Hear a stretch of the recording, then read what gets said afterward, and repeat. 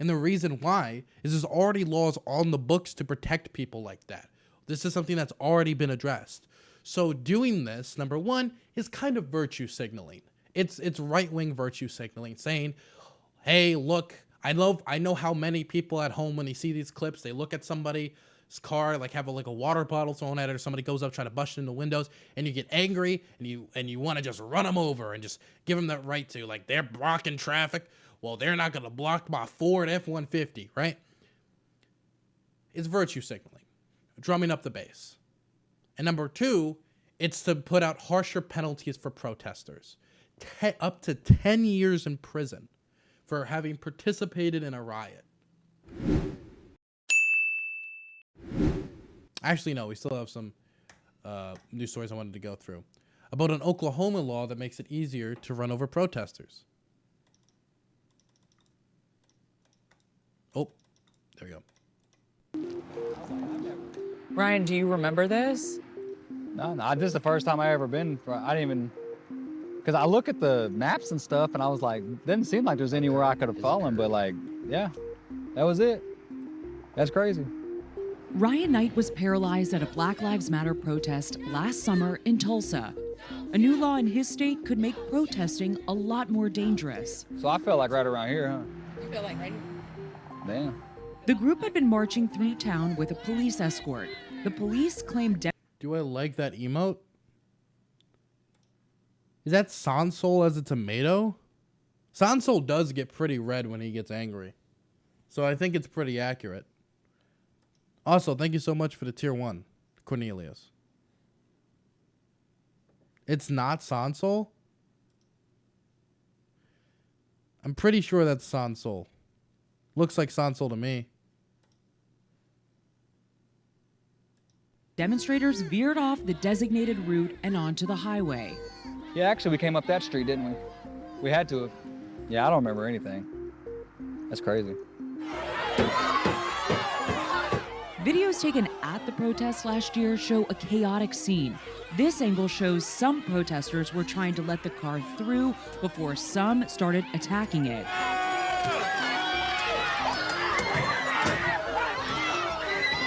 In the chaos, Knight was knocked over the railing and fell onto the grass beneath the highway. Next thing I know, I woke up in the hospital with a trach in my throat, and I couldn't move my legs. So if you want me to be brutally honest, the problem with a lot of protests like this is I have no problem with civil disobedience, right?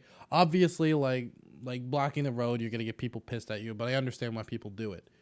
The problem is when you have like chaotic like miscommunication, and like if you have some people trying to get a car through and some people trying to attack a car and some people trying to stop a car, then that driver is getting a million different messages, and then they're surrounded by people, and then their car is getting attacked. What do they do at that point when somebody's like trying to bash in their window, right? So I think a lot of times people, when people go practicing civil disobedience to block traffic, which I'm not going to get into the effectiveness of that or whether it's a smart idea right now, but if you're going to do that,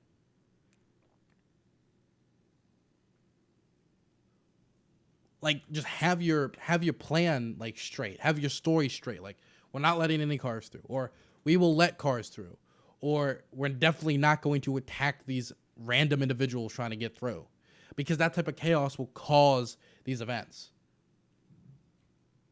Knight was knocked over the railing and fell onto the grass beneath the highway. Next thing I know, I woke up in the hospital with a trach in my throat, and I couldn't move my legs or arms or anything.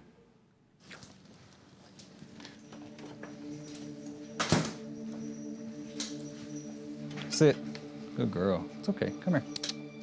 Oklahoma is one of 11 states offering immunity to drivers who hit protesters with their car. This November, the law goes into effect to protect drivers who unintentionally injure or kill a protester if the driver felt that they were in danger. Okay, so, oh God, no, I'll let it play a little bit more before I give my thoughts.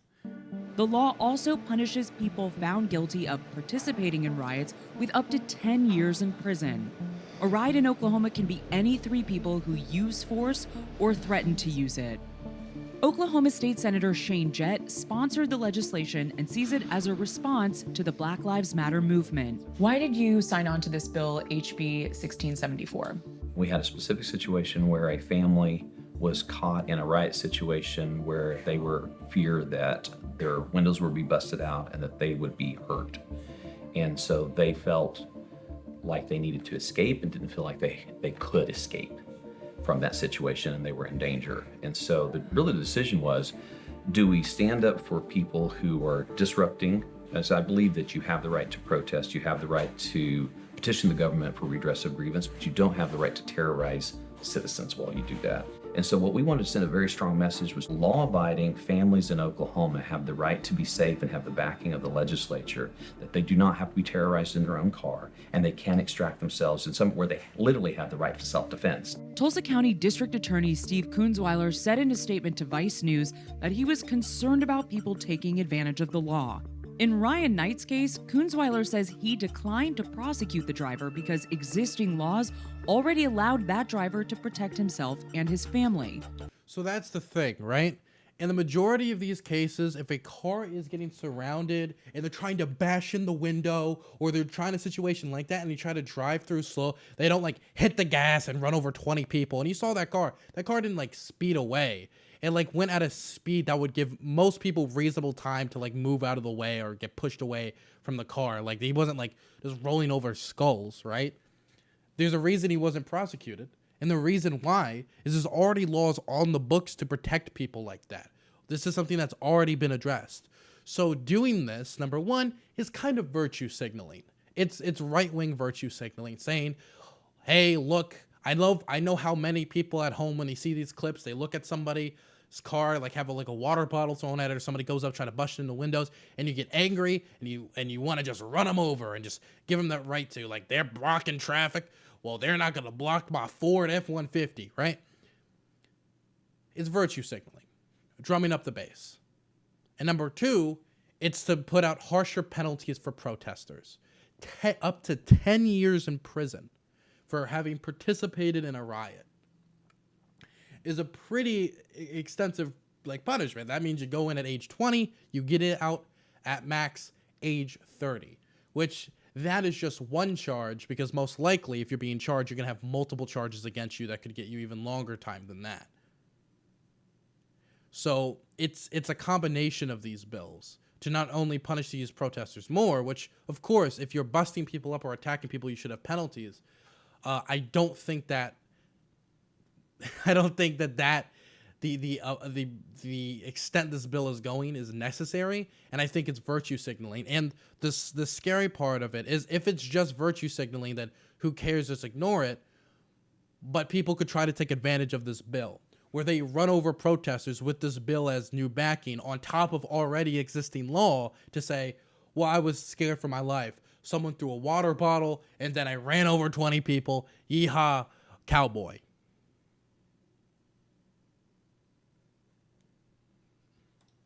Senator Kevin Matthews agrees the new law isn't necessary. We already have laws that say people shouldn't hurt or harm you, shouldn't hurt or harm your property. I think that a judge can make that decision. It's a shame that we rush to pass a law. That's another thing, right? This is the same problem I have with mandatory minimum sentencing. Is, look, I think there's a lot of judges that have made a lot of bad decisions, probably. I think most, that's probably not the case, but there have been judges who've made bad decisions on cases. But I'd much rather trust a judge's ability to trust their history of legal study and legal practice to make a decision on a case. I would much rather trust that than some mandatory minimum sentencing that across the board, no exception, no matter what the case is, that person's going to get 10 or 15 years or 20 years, 30, who knows, for whatever crime they commit. And they're not going to look at the specifics of the case to decide if that's too harsh, too much, and going to be wasting not only taxpayer dollars, but flushing somebody's life away and taking a father or a mother away from their children, which will then continue the cycle of crime, poverty, and economic desperation. And so that's why I've always opposed my own governor, who's a Republican in a blue state, who rode a purple wave Larry Hogan, I opposed his mandatory minimum sentencing proposals that he wanted to push out to fight crime in Baltimore, because ultimately it doesn't really lower the crime rate. What it does, it just fills up the prisons longer and takes away a judge's individual discretion to look at the specifics of a case. It takes a hammer, a sledgehammer, to the lives of people that will irreversibly change the course of their lives forever, when what we need is a scalpel to look at the specifics of these cases. To specifically address protesting, but when are we going to make a law that allows us to be transparent with police officers that hurt or harm our children? From your perspective, was this bill solving a current problem in the state of Oklahoma? This was a solution looking for a problem that we don't even have. She got her tongue out. Look, chickens, I mean, CDC guidelines say do not kiss them, so be careful, everyone. Sort of jazzy wazzy. Why do you think that Republicans across the country are introducing bills like this? And what do you think it says about America and where we are as a country right now? It seems backwards, and I honestly don't know why America is turning this way, but it just proves that there's not a level that they won't go to stop them from feeling uncomfortable. Will you be back out protesting with BLM again? Yeah, absolutely. I mean, I think that's their tactic. You know, they want to scare people to not show up, and you got to show up, you know. So me and Rob Noor went at it again last Friday. Actually, no, it was Wednesday. It was Wednesday.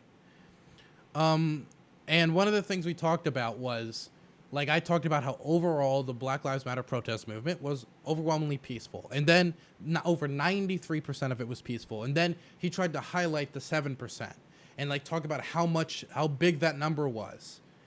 And for me, I think a lot of people don't understand the Black Lives Matter protest movement is the largest protest movement for civil rights in American history.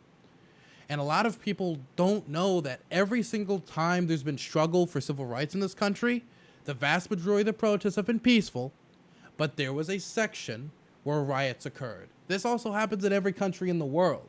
This is happening right now in Lebanon with the economic crisis and political crisis based on sectarian divides.